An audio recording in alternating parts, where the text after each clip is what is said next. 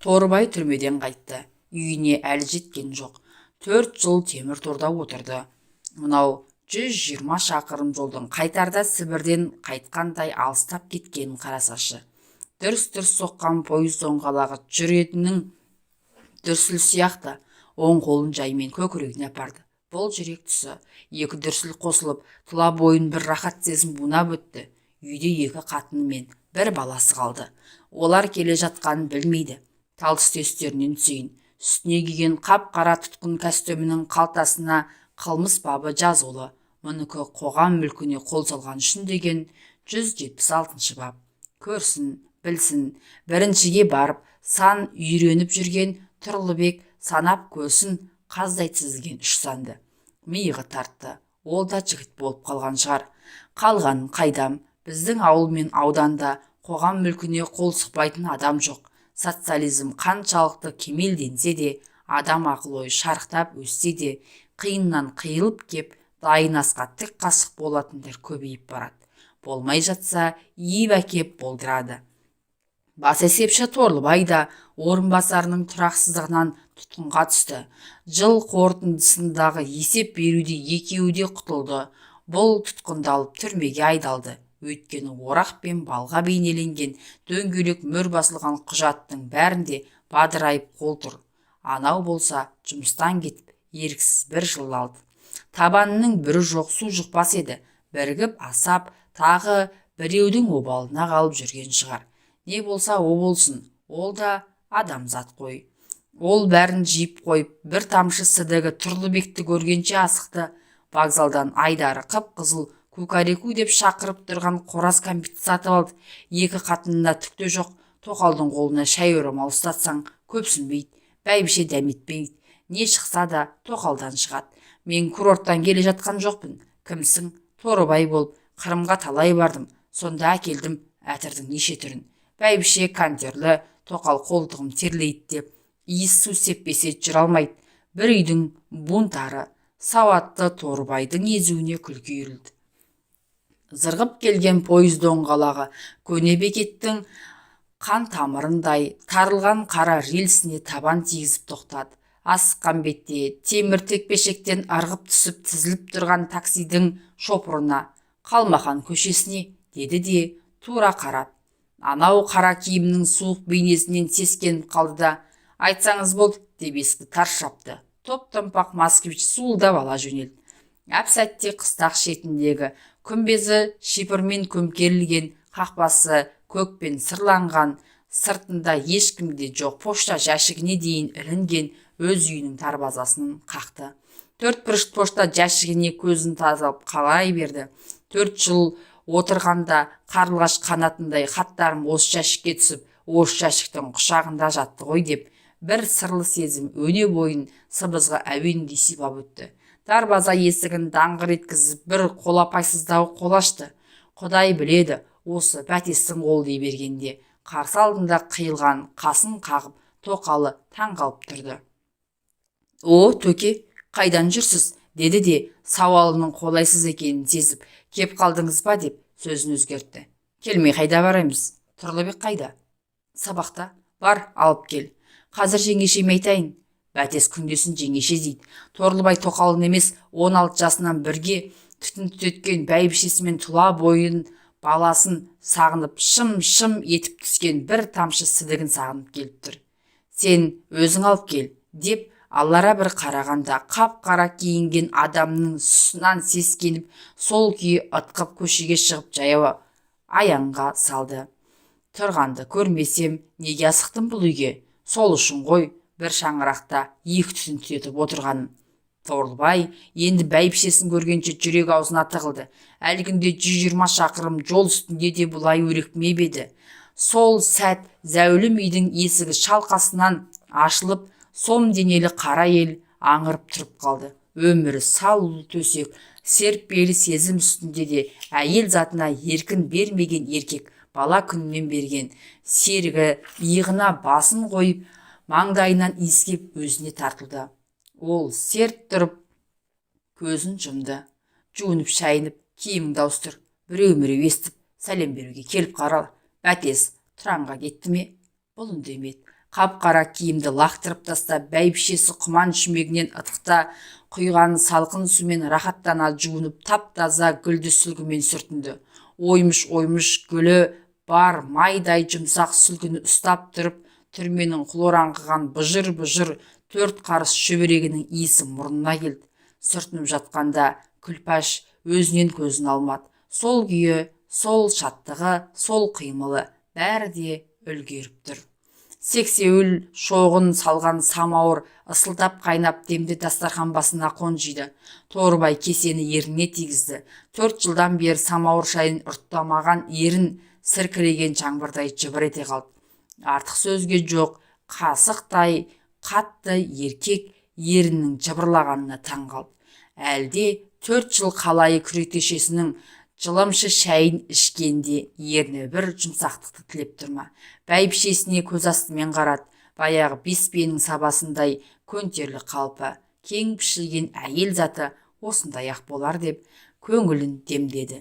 Ел жұртта кім өнерлік болды, кім келін түсіріп той қылды, томпақ шайнектің түртейген шүмегінен сыздатып шай құйып отырып, бәрін рет-ретімен айтып шықты. Кейбіреулеріне кіріп шығарсың деді. Бұл қылтамырлығына салып басын шайқады. Түрмеден келген адамға келіп сәлем береді. Әй, торы, ол бізге 4 атадан қосылады. Өмір бар жерде өлім бар ғой. Қосақ үнсіз қалды. Бұл мақұл дегені. Күн бата 2 қатыны бар үйдің түндігі репетсіз желпілдеп, ауа райы аяқ астынан бұзылды. Дауыл тоқал жақтан соғады. Басқаны қайдам. Тортабайдың бәйбішесі ауа райын алыстан болжайтын жаугершіліктің ағозы.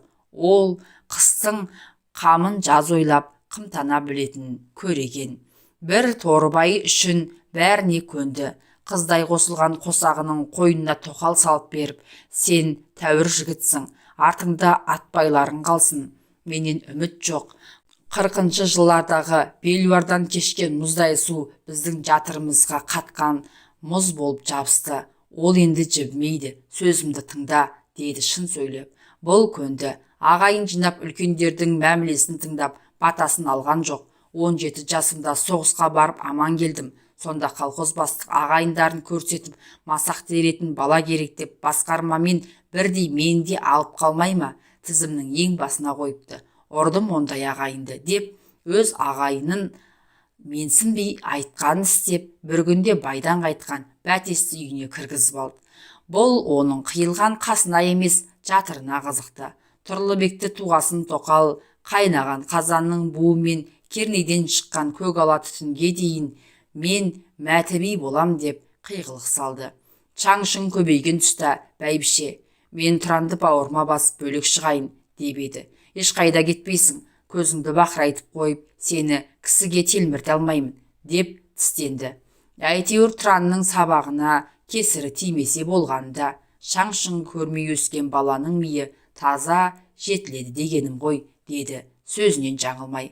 Бірде қою түнде өзі еркектік борышын өтеп, тоқалы пейішке барып келіп балбырап жатқанда нық сөйлейтін әдетімен қадап қойды. Сен 2 тесігіңе бірдей қысып жүр. Менің қыздай қосылған қосағыма тисуші болма. Ол сен сияқты әркім бір суын ішкен құдық емес.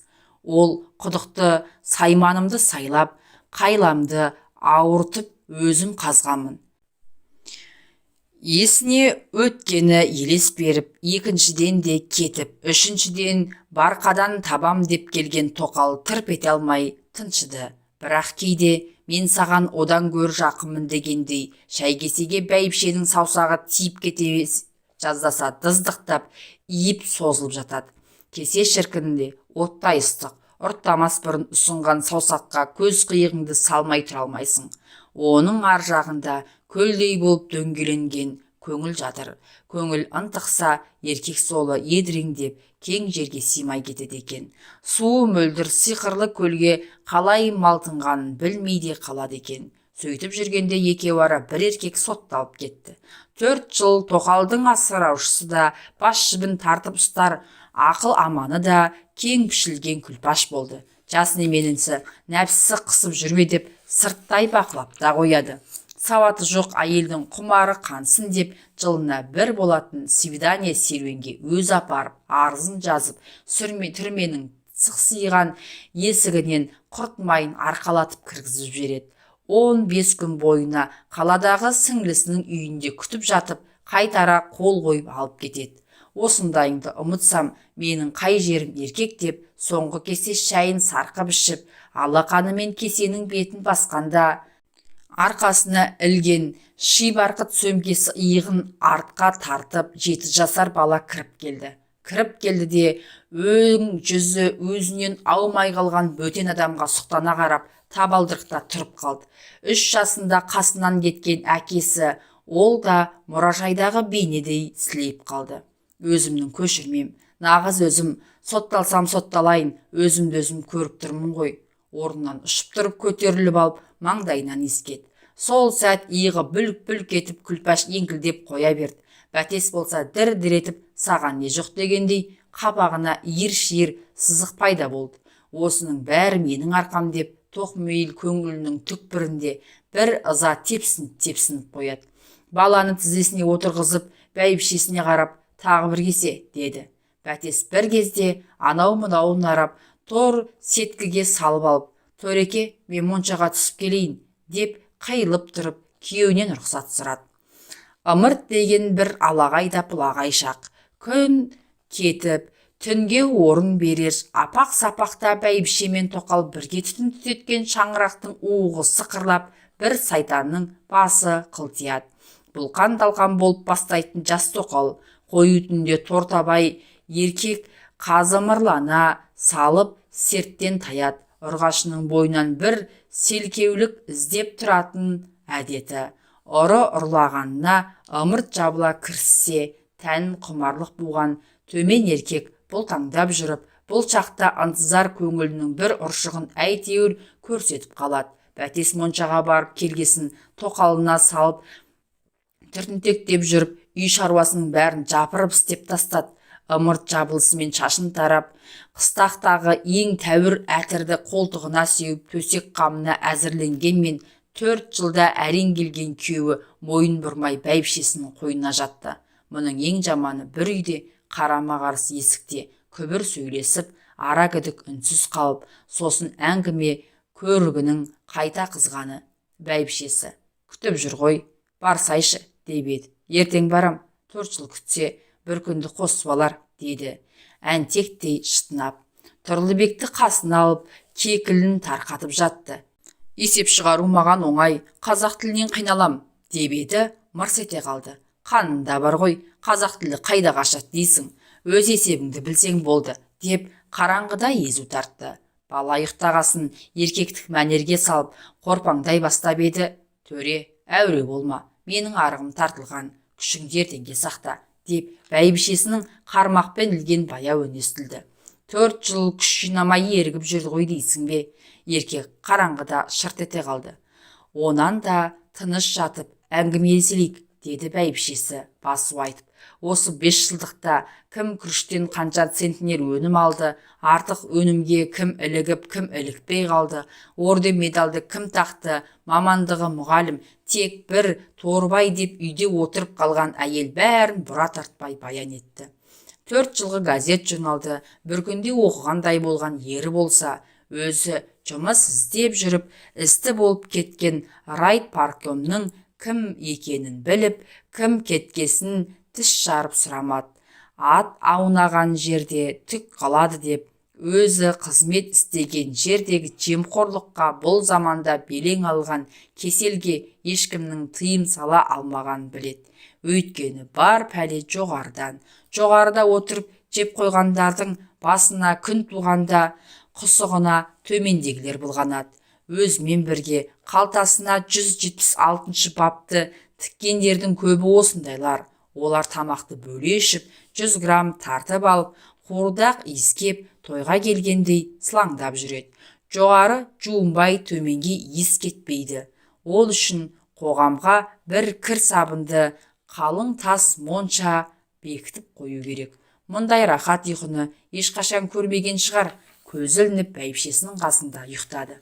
4 жыл бойы арлы-берлі төңкерілгенде ыңыранып қоя берер темір кереуетті еске алғанда бала күнде де, бозбала күнде де мұндай тәтті ұйқыны басынан кешкен жоқ. Қойнында баласы, қасында әуезді дауыспен әңгіме айтып, көзі ілінгенде кет көрпесін жапқан кең пішілген қосағы. Өмір деген осы. Сотталып келіпті дегендер дей берсін. Тәубеге келу үшін түрменде көру керек. Аузы қышығандар оттай берсін. Керек болса тағы барам. Кіреуке дүниеге рахаттанып жатқан Торбайға ештеңенің керегі жоқ. Бәріне қол қойды. Түрмеде күн бата, дем прошел деп тұтқындар қорға қосылып, қалайы күртешені және күрекшені даңғыр еткізсе, қазір бір адам нанғысыз, құйрық жалы төгілген сәйгүліктің үстінен түсе алмай келе жатыр. Қараңғыда қарама-қарсы бөлмеден шыққан қараңдаған бір бейне салулы төсекке тағат тауып жата алмай, есікке сағалап қарап, ыза буып ыңыранып жүр. Таңғы шайдан кейін Бәтес күйеуінен тағы да сұранды. Базарға барып, жас ет әкелейін, жас сорпа ішкеніміз жөн ғой. Мақұл деді. Бас иземестен атқып сыртқа шықты.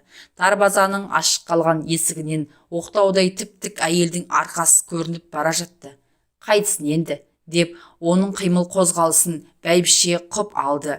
Ішегі майлансын дегенде, сендердің бәрің мен үшін жас сорпасыңдар.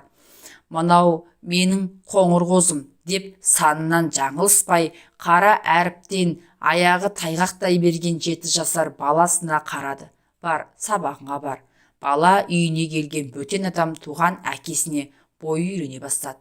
Көкем қайдан келді? Деп сұрады үлкен шешесінен. Ол үндей қоймады. Кіші шешесінен сұрап еді. Қайдан болушы еді? Түрмеден де, деді әй-шайға қарамай. Көңілінде кеше түннен сөнбей қалған шала бар. Сол шала түнде емес күндіз ері түгілі баласына қарай будақтап, екеуіңде бәкі көрген еркексіңдер ғой деген ызамен бықсып жатыр. Бұл сөзді құлағы шалған бәйбіше, жап аузыңды, ендігәрі естімейін, деді намыстанып. Өзіңді сағынып келгесін, деп Тоқал бұртыңдап бұрылып кетті. Түсте Тұрлыбек штосын ертіп келді. Менің әкем түрмеден келді деп мақтаныпты. Ымырт жабылды. Ымырт пен қою түннің арасы бұл шаңырақ үшін өртенген өрттің оранғандай шала бықсыған бір күйік дүниесі. Өртке сепкен су азая, шөкпей, өшпей қалған шаның мүңкуі мұрын жарып, қиғаштанған қызыл тіл құлықты састады. Мұндайда еркектің таразы кіріне қарап жәутеңдеген Тоқал Бәтесті көрсең, оның көкірегіндегі ызадан пайда болған бықсық ыс қылаңдай түспесе әсте жұқармайды. Торбай түрмеден келгелі бір өртеніп бір сөніп көңіл аптығын баса алмай жүрген Тоқал жас ет пісіп дастархан жаярда. Төреке, қамырды турап жейсіз бе? Деді қиыла қарап. Қамырды қолмен жейді, деп иіліге қоймады. Шай ішерде Күлпаш. Ертең Тұранжанның сабағы жоқ, күн демалыс, нағашыларына апарып қайтайын, деп киіндіре бастады. Сөйтіп, қыстақтың шетіндегі інісінің үйіне жылжыды. Менің келгенімді айтпай-ақ қой, деді Торбай. Іштері сезеді ғой, деді Күлпаш, бетінің қызылы көбейіп. Бірақ ол маңғаз қалпын жоғалтпады. Бәтес екеуі емін-еркін жатсыншы деп бәйбіше жаны ұшырып жүр. Оның ар жағында 40 жыл бірге жамылған көрпесін ашып тастап, ортақ өгізге оңаша бұзау болып, соның ақ жаны жай тапсыншы деген әйелдік лепестің иірімі жатыр еді. Бір қараса Күлпаш алда, Тұран артта, өгей шешенің соңынан иығы бүлк-бүлк етіп, селпіңдеп еріп бара жатыр. Осыны көрген Торбай артынан тұра қуғысы келді. Бірақ жүрек тұсынан қолын қойып, еркек басын екіге бөлген Тәңіріне тәубе айтты. Тоқалы қойнына сөйлей кірді. Түнде күбір-күбірлеріңді естідім, көп болды, жыбыр-жыбырларың ше, дей бергенде. Тыныш жат жыбырламай, деп 4 жылдық еркектік сезімді едіреңдеп бастап, малтыға аяқтады. Уақытыңда келдің ғой, деген ынтық дауысты естіп тұрып, жауапсыз қалдырды. Сөйтпесең әйел боласың ба, деп кешіре қарағанмен таң бозында. Балдарға 2 күн демалыс, Тұранжандар бүгінде келмейтін шығар, деп нысапсыз көңіл нәпсі тілеп тұрды. Сенен сұрамаймын деп ерекше жауап бергенмен тілемсек ой жүрек тұсын тағы да бүлк еткізді. Тұран жалғыз болмаса екен, денесін кең тастап, көңілі құрғыр, ат ойлап алға шапқанда. Алла серік берсе берер, бермесе жалғызға жар бола көр деп қанағат білдірді. Терісі кең, бітімі сидаң, басынан сөз асырмас қайсар адам бір күн өтпей жатып бәйбішесімен жалғызын сағына бастады. Көрпесін жамылып жатқан тоқалдың тағы да тілегені болды. Еркек еркектігін істесе, әйел екеуін асықтырмай-ақ қой. Келеді ғой деп күбірледі. Тоқал таңертең шай құйып отырып, түнде айтқан сөзіне жауап тілеп, кесені сұрау сала ұсынды. Бірақ еркектің түйілген қабағы ашылмады. Сескене қараған бәтес кесесін төгіп алды. Бұл да жанарында тұрып қалған сұраудың кесірі. Ой, сорлай, әйтпесе әйел боласың ба, деп іштей кешіріммен қарады. 2 жыл өтер өтпесте Торбай тағы да істі болды. Сотталардың алдын ала білді. Үйірдің бет алсын аңдыған көкжал емес пе? Бәленің бәрі өзіне жабыла бастағанын-ақ. Інім бұрынғы статья ғой, деді тергеушіге күмәнданбай қарап. Солай болайын деп тұр аға, деді анау жаңа келгендігін көрсетіп. Бұрын сотталған адам кез келген заңгеріңді бабына келтіріп жібереді. Тергеуші оларды қылмыскер қылып алдап сулап қол қойдыра алмайды, жеңілтек болады деп те қарамағанына түсіндіреді. Торбай ру 2 ден уран өндіретін алып мекемеге есепші болып орналасқан еді. Жылдық пайда дегеннің 5 батпан, бірақ соның көбі сырттан келген орыс пен шүртке кетіп жатыр. Сыйақы да солардың уысында. Бір күні мәселе қойды. Әй, бұларың зорлық қой, өзіміздің ауылдың жігіттері шаштары түсіп таз болып, болмашын әпақа үшін уланып жұмыс істеп жүр. Бұларға да 100% сыйақы төлейік, онысы да жыл аяғындағы табыс жетіп артылады, деп ащы айтып, қара есектің жауырын сауысқан болып шықыды. Сөйтіп ауылдың жігіттерін 50% болса да түсшін әпақаға іліктірді. Ең ауыр жұмыстағылардың тариф бойынша айлығын көтерді. Соларға ерегескенде өзде арамасқа шым-шымдап ауыз бұлғады. Қағаздағы бір санды 8 қойыздай қылып жазып жіберді. Мен кімнен кемін? Сендерге бар бала, менде де бар деп атпайларына арқа сүйреді. Сенде бар Сайман, менде де бар деп еркектігін ілгері қойды. Сөйтіп жүргенде жыл аяғында облыстан ревизия келіп, аузын майлаған бірінші басшымен бірігіп, бар кінәні бұған қарай атқытып жіберді. Сотталып келді деген көз сүрткісі тағы бар. Дереу заң жүзінде Күлпашпен ажырасып, үйді соның атына аударды. Мен темір шарбаққа кетсем, сендер ағаш шарбаққа еркін сыйып отырыңдар, деді еркек көңілмен. Ештеңені түсіне алмаған, түртектеніп жүрген тоқалға аузыңды жауып жүр, деді. Соттың үкімі шыққан күні ішіңе ұрық түссе көрерсің, көтермесең жалғыздың үнін шығармай алдартыңа қарап байқап бас. Бәйбішенің алдын кесіп өтпе, ол кең пішілген сұлба, суы мөлдір құдығым, деп көзін шұқып айтты. Таң атқанша өзі ерден түспеді, тоқалын аямады. Нәпсі тілеген ек көңіл бір насыбайды бөліп атты. Түнімен тәтті сөзін айтып ыңырсыған ұрғашы таң атқасын түлеп шыға келді. Сонда сіз тағы кетесіз бе, деді. Өкініп тұрғанмен ар жағында бір өкпек желі бар еді. 1 жылда бір барып тұрам ғой, деп дәмесін білдіріп қойды. Сол үкімін үкілеп 2 жыл берді. Баяғы қоғам мүлкіне қол салды деген бап қара жейденің қалтасына қайта тігілген болды. Келем, 2 жыл деген кірпікті 2 қаққанмен бірдей, деді қалаға алып кетерде Күлпаштан көрісіп тұрып.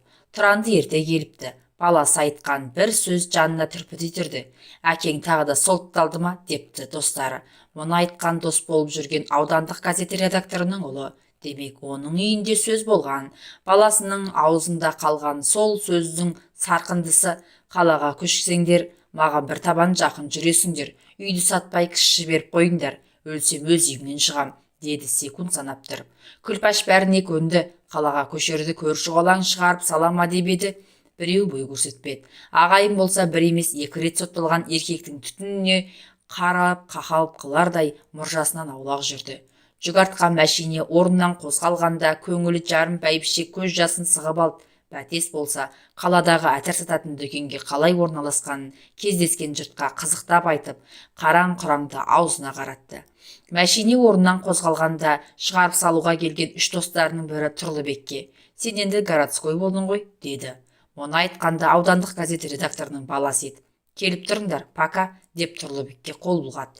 Бәтес: «Такси жалдап барам», деп томпақ мәшиненің кабинкесіне тығылыспай қалып қойды. Бұл жолы Торлыбай қаладағы үйіне түн жамылып келді. Бірінші сотталғанда шаңқай түссе бүкіл ар-ұятын алға салып келіп еді. Бұл жолы күн батарда есік қақпасынан кіріп келгенде Күлпаш аңырайып тұрып қалды. «Өзім де ойлап едім осылай боларын. Кеткенде өкінішсіз кетіп едің. Ойласаң келдік». Тұрлыбек сабақ оқып отыр екен. «Көке», деп тұра ұмтылды. Осыдан артықтың маған керегі не? Бұл сөзді аузынан шығармады. Тұла бойын қуалап жүріп алды. «Сабақ қалай?» «Бәрі бес. Арифметикадан алдам, мазмұндамадан онша емес. Қаныңда бар ғой», деп миығы тартты. «Қазақ тілі мен әдебиеттен де шындасам ешкімнен қалыспаймын, бірақ Шымкенттің тілі басқаша екен. Қазақша мен өзбекшені қосып сөйлейді, орысша да араластырады, ағылшыншасы тағы бар. Сен қазақша сөйлей бер». Қып-қызыл сексеуіл шоғын салған мұнтаздай аппақ самауыр ысылдап үй ішін әп-сәтте жылытып жіберді. Шайбіді қимылы ауыр басқан Күлпаш құйды. Еркектің шай құятын кіші қатынын іздеп отырғаны қабағынан байқалып қалды. Оның үстіне ат айналып қазығын тауып тұр. «Түркістан жаққа әтір сатуға кетті», деді сыпайылап бәйбіше. Үсті-үстіне ішкен шайға құмар қамбат. Күлпаш тағы да сидам шемеуірінің ұшымен шымшындап сексеуіл әкеп қызыл шоқты самауырға салып, баласы әкесінің тізесіне отырып, ауыл мен қаланың жаңалықтарын айтып берді. «Әкең тағы да сотталатын болды ма?» деп сұраған баланың редактор әкесі арақ ішіп ұсталып кетіпті. «Енді ол да сотталады», деді. «Ол жаққа да адам керек», деп баласының басынан сипады. «Партиядан да шығып қалыпты», деді бәйбішесі дауысын созып. Айтқан сөзіне Торбай таң қалмады. Оның қыз зорлап ұсталғанын зонада жүріп естіген. Тордағылар еркін өмірден екі құлақ есе артық. «Лениннің 120 жылдығына орай кешірімге іліктің ғой, өзім де ойлап жүредім». Күлпаш бұл жол білімділігін танытты. «Көсемдер біздің жағымызда ғой», деп өмірі күлмейтін күйеу селкілдеп күлді. Түнде үшеуі қатар жатты. Әтірдің қызығына түскен Бәтес күн қызарып батқанмен босағадан бас сұқпады. «Бізді асырайым деп жүр ғой», деді бәйбіше жуып шайып. Таң атар атпастан үшеуі такси ұстап ауылға тартты. Зәңкиген қара шаңыраққа жетер жетпесте Торбайдың жүрегі алқынып аузына тығылды. «Осы Күлпаш, бізге не жетпейді? Бізде бәрі бар ғой», деді жеңіл көліктің алдында тіп-тік отырып. Өмірі әйелге босамаған көңілі босап, сырын жайып салды. Тышқақ лайын шелекпен құйып, сабан лайын табанмен илеп, әр шегені аялап ұстап, шипырын өз қаққан қыстақтағы ең алғашқы зәулем шипыр тамның төбесі көрінді. Торбай тағы да келіпті дейтін болды ғой. Артына жартылай мойын бұрып күлімсірей тіл қатты. Қос ұртындағы әжімнің қос уыс әжуасы жүгіріп өтті. «Айтса айта берсін, ауыз өздерінікі». Күлпаш та құлыпты ашқанда асығып үйінің кілтін салдыратып ұстап алыпты. Сыртқа құйындалып шықпағанмен іште бұғып жатқан сусамыр қиял бар. Бұны бәйбішесі біліп отыр. «Әтір алыңдар, әтір алыңдар», деп темір жол бекетінде әркімнің аузына қараған әйелдің бейнесі көз алдынан қылаң еткенде жүйкесі жұқара бастаған еркектің бір ұты бүлкілдеп тұрып қалды. Артта отырған 9-ға толған ұл әкесінің күйі кеткенін сезгендей әбіржей бастады. «Бір нәрсе жетпей отыр ме, көке?» сұрағысы да келді. Бірақ әкесі ескерткіштей қақайып мойнын бұрмай қойды. Пойыз жолдың алапес таяғы көтерілді. Жол ашық.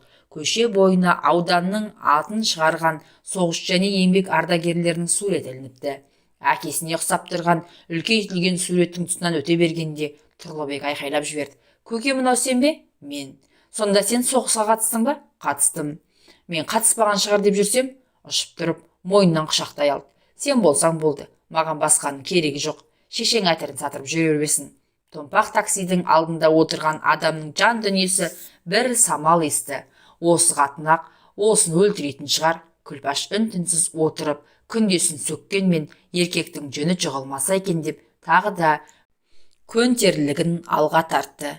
Үйге келісімен сауда-саттық жасап жүргендерге Түркістанда Бәтесті көрсеңдер ескі үйіне қайтсын деп сәлем айтып жіберді. Күн батпай келсе екен, Кең қолтық әйел ер азаматтың қамын ойлап дыздықтай бастады. Құрақ көрпеде шалқасынан түскен торыбай кіршең терезе алдында тігінен тұрған шипір әтірдің бөтелкесін көзі шалып қалды. Сарқынды болса да бәйбішесі қоржынға сала шыққан еді. Әп сәтте сүлік сорғандай сидам денесі босап, ирелеңдеп созалаңдап терезе алдына келді. Қақпағын шалт бұрап, қоңқақ мұрнына апарып құмарғанғанша ескет. Әтірдің аты әтір ғой.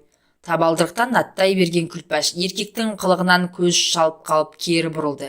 Іле әйнектің арғы бетінен аударылып төңкерілген сақа елдің сұлбасы көрінді. Үй ішінің майда шүйдесімен айналысып жүр. Әтірді әр итеріп қойды.